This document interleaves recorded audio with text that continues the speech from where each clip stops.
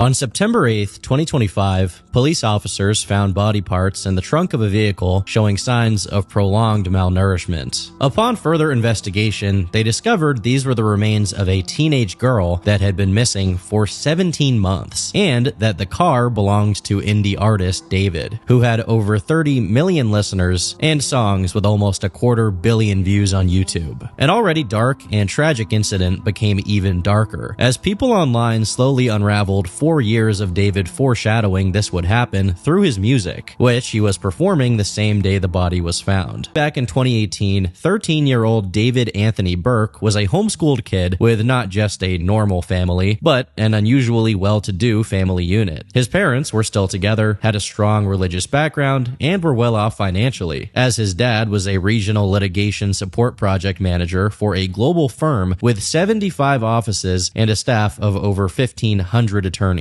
Browsing his LinkedIn briefly shows you just how many huge law firms he dealt with and how much experience he had. By all means, the Burke family was well supported and had everything they needed. However, David had mostly unsupervised access to the internet, and they simply had no idea the kinds of things he would expose himself to. But we'll get to that later. To their knowledge, and likewise to the public's knowledge, David's teenage years had him either studying or playing Fortnite and making edits and montages of it. But due to the prominent role music plays in Fortnite edits, he found his content getting frequently copyright striked. Over the course of 3 years where he struggled with this problem, he decided to take his interest in artists like XXXTentacion and Tyler the Creator to try his hand at making his own music to avoid copyright. This culminated in the release of his first song on YouTube, Runaway, which was released in December 2021. From the get-go, the themes in his music are very clear and repetitive. The speaker in the song is trying to get someone they love to come live with them, feeling sad when they feel their feelings are not reciprocated, fearing that their partner is running away, and lastly, having these feelings boil over into aggression